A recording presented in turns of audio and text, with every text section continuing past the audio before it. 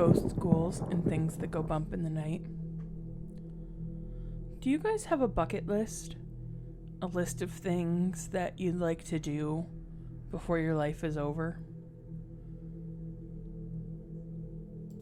For me, one of the biggest things is traveling. I would love to be able to go and see more of this world that we live in. But after today's story, I'm rethinking a little bit. So, why don't you have a seat, relax, and tune in for a story about someone going caving in Romania. 12 hours. 12 hours I flew across the world to climb into the ground. I'm an experienced caver who maps out systems of tunnels. I'm in Romania right now, burrowing my way through a particularly difficult tunnel. It goes downhill, so I'm slowly letting myself fall while catching myself. I don't need a partner anymore because I map the cave on my phone as I go, and I can tell which holes I can fit through and which I can't. As I enter into a larger section of the cave, I stand up and shine my light around. It catches on some tribal-like markings surrounding the entirety of the room. I didn't think anyone had made it this far into the cave. It certainly wouldn't have been easy. Upon closer inspection, the markings resemble Hebrew writing. I don't speak it, but I've seen enough documentaries to notice the signs. How old is this cave? I find myself muttering to no one in particular.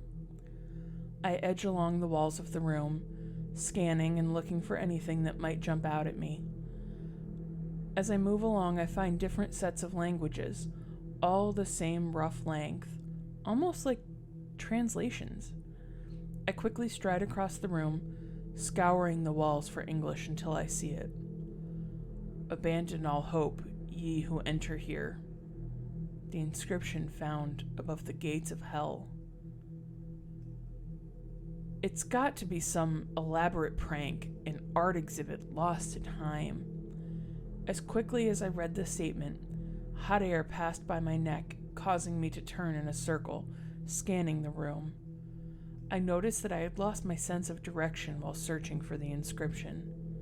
I start to panic, but notice and try to control my breathing. This is the downfall of cavers. They panic and make stupid decisions and get themselves stuck. I needed to breathe and think before I moved. I try to find my way back using the walls and looking for the beginnings of the writing, but it feels never ending. Just a hallway of words leading me to nowhere. I notice an opening in one of the walls, and it occurs to me that most of the caves have multiple entrances. This kind of opening is known as a corkscrew. It forces me to rotate my body as I pass through it. As I inch through the vent-like cavity, I catch my reflection in a body of water directly above me. As I lay on my back, dumbfounded by what I see, I soak in my surroundings. No pun intended. A perfectly formed underground lake, completely formed, inches above my face.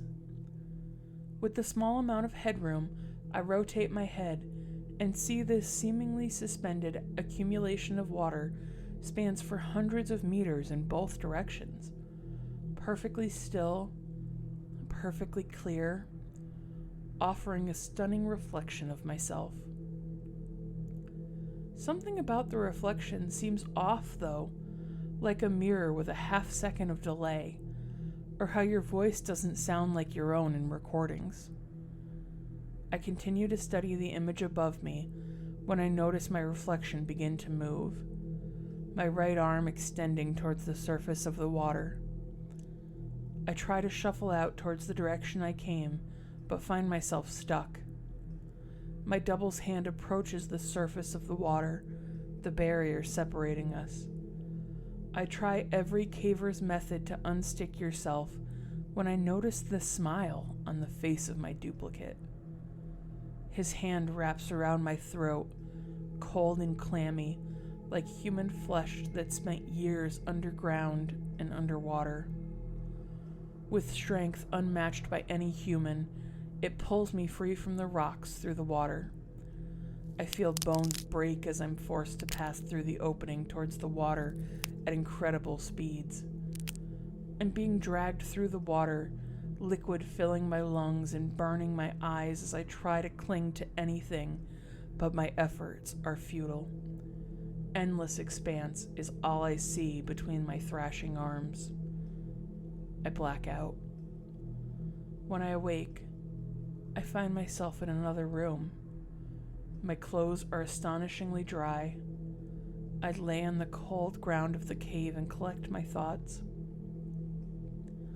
As I stumble to my feet, I notice another person in the cave with me, facing the walls of the caves.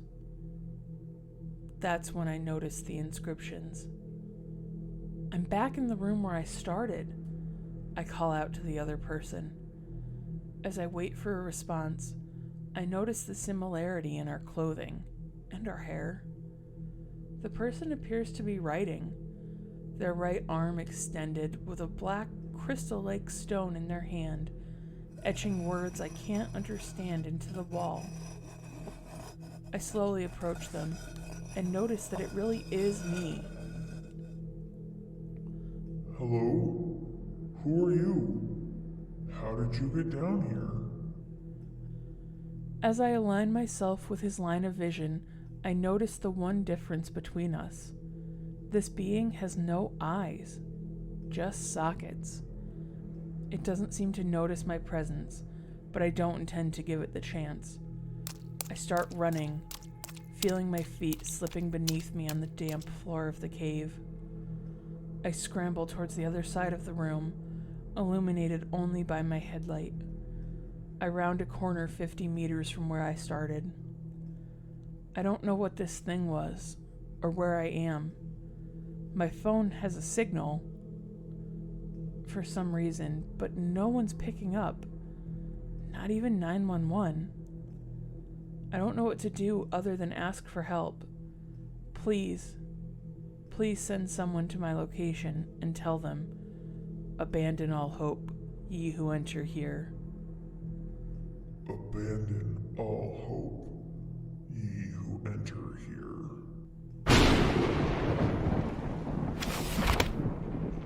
So, my dear listeners, anybody close to Romania? This story didn't come with a person's name, but I feel obligated to at least try and get them some help. So please, if you can do anything, if you think you might know what this cave system is, where to find it, please reach out to us at hauntedhorrorstorian@gmail.com. Or you can find us on Facebook at Haunted Horrorstorian Podcast. That's all I have for today. I really hope this story has a happy ending. But until next time, my ghosts, ghouls, and things that go bump in the night, be sure to stay spooky. And remember, sometimes it's more than just a story.